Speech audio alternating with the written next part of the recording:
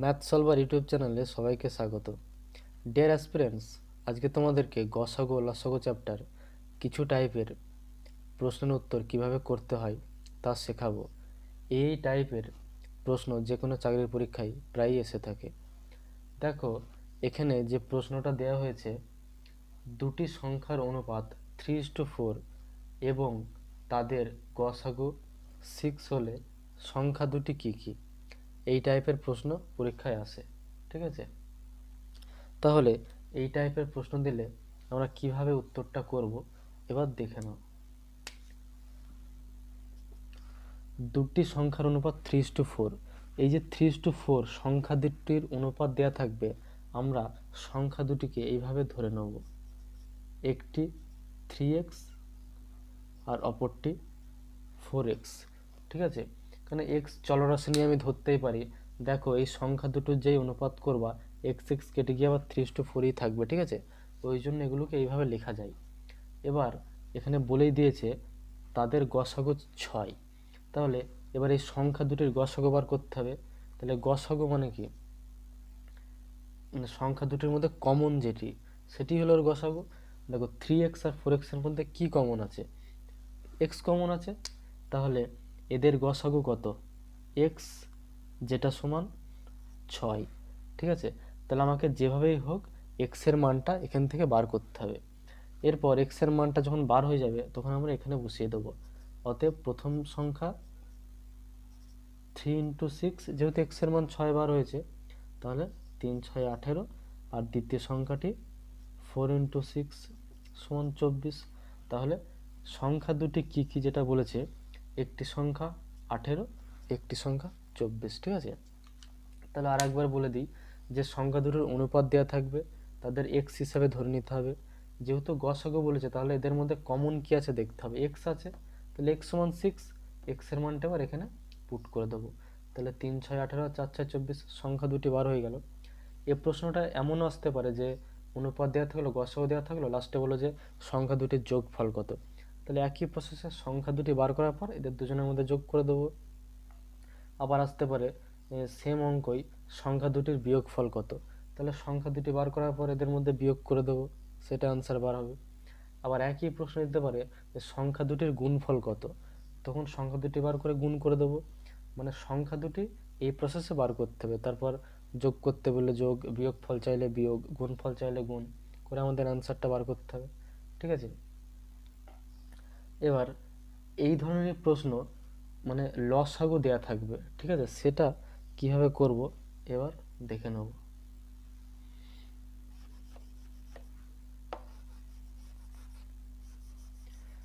ধরো, দুটো সংখ্যার অনুপাত দেয়া থাকলো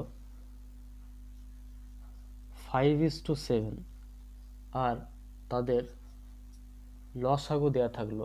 এবার বলল সংখ্যা দুটি কি কি। তাহলে একইভাবে আমরা অনুপাত দেয়া থাকলে চলরাশি হিসাবে আমরা ধরে নিতে পারবো।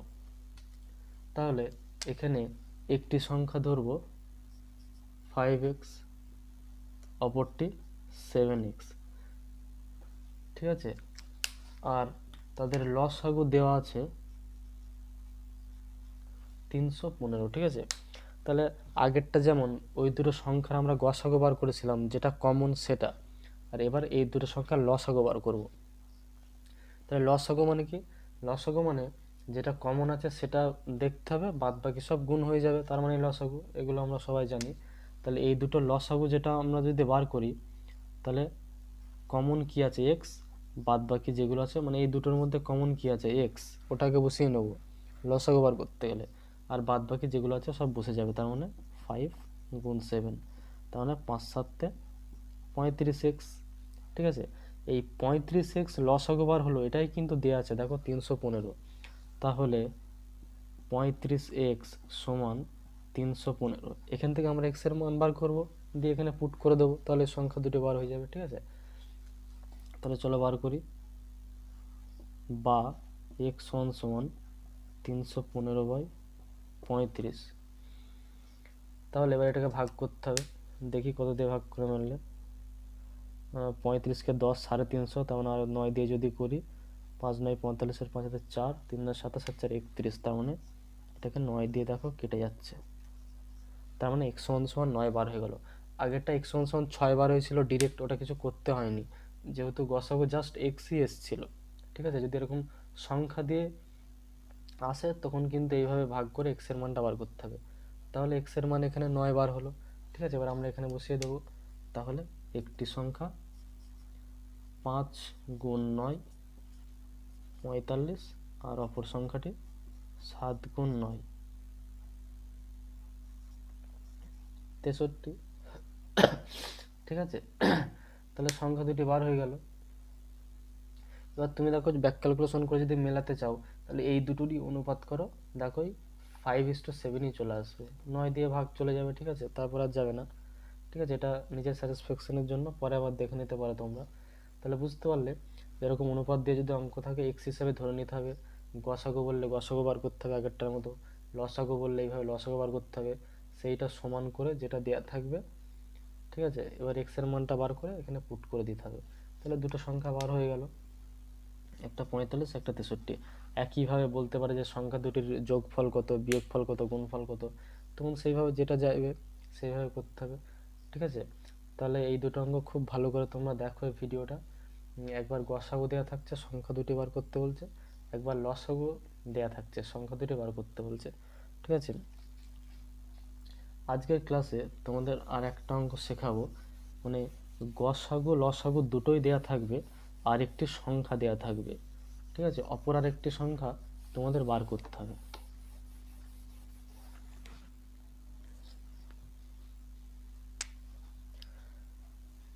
ধরো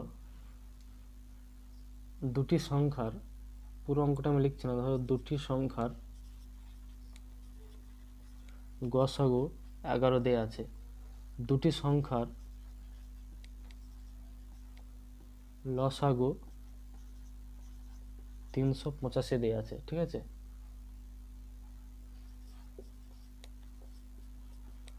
একটি সংখ্যা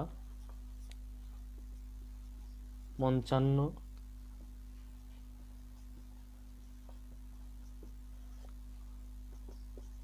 অপরটি কত? ঠিক আছে, এরকম অঙ্ক আসতে পারে, অনুপাত দিয়ে শেখানো হয়ে গেল।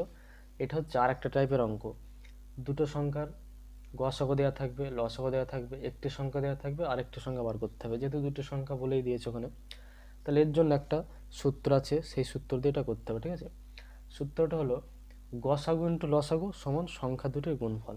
ঠিক আছে, তাহলে লিখতে দেখো, গসাগু ইন্টু লসাগু সমান